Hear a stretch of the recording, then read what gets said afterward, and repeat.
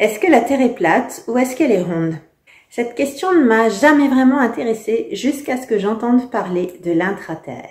Et j'en viens même personnellement à la conclusion que la Terre ne serait ni plate ni ronde, mais creuse.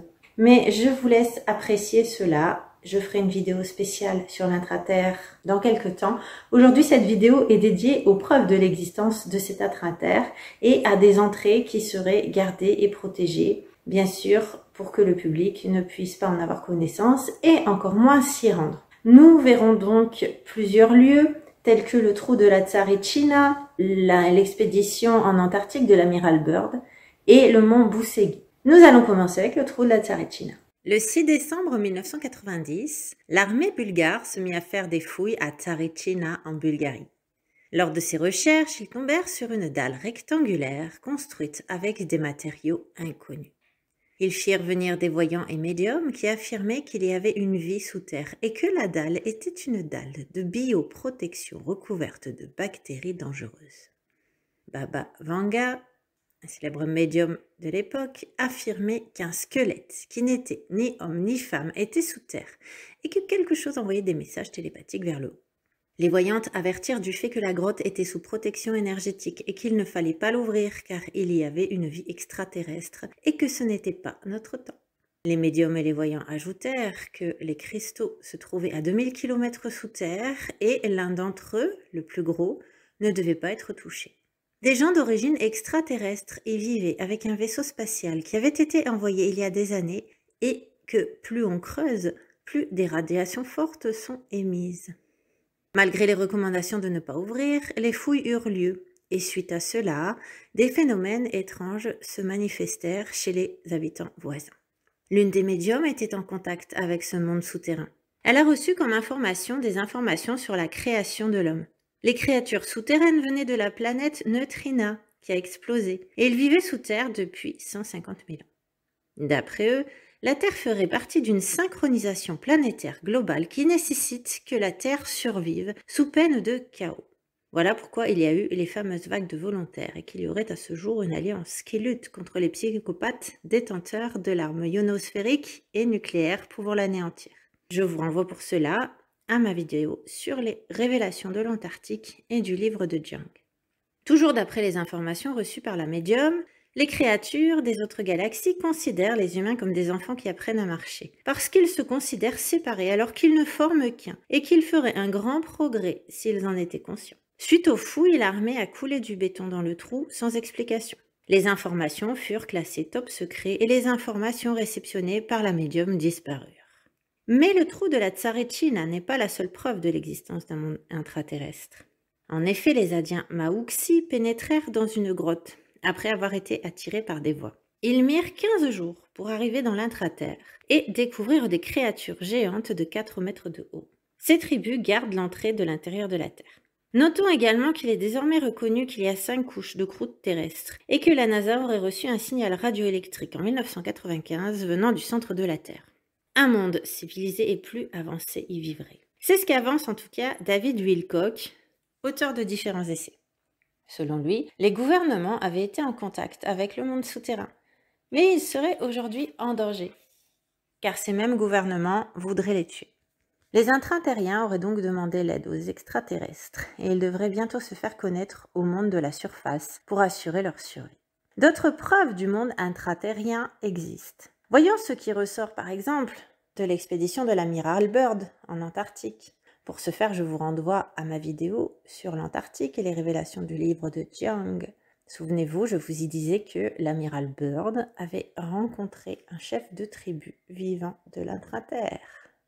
Enfin, les preuves de l'intraterre existeraient aussi du côté du mont Boussegui.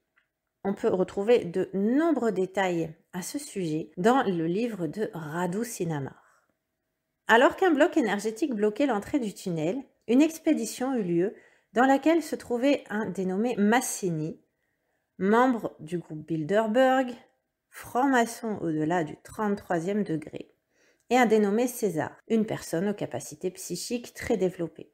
César sentait que les intentions de Massini n'étaient pas très bonnes, mais c'est grâce à César que la barrière énergétique protectrice put être levée. En effet, Alors que l'expédition avait usé de foreuses et de matériel de pointe, le tunnel restait protégé par une porte, protégé par une barrière énergétique. Ceux qui la touchaient mouraient d'un arrêt cardiaque. Mais César sentait la compatibilité de ces vibrations avec celle de la porte. Il toucha un triangle et la porte s'ouvrit en annulant la barrière énergétique. Et des choses incroyables furent découvertes, comme des tables et des projections en matière de science, avec des connaissances sur l'ADN, la structure du corps humain, l'astronomie, et j'en passe. Divers tunnels furent aussi découverts. L'un était connecté à une base souterraine en Égypte, l'autre à la structure des plateaux tibétains. Le tunnel du milieu était le plus protégé et sécurisé, car il descendait vers un monde souterrain.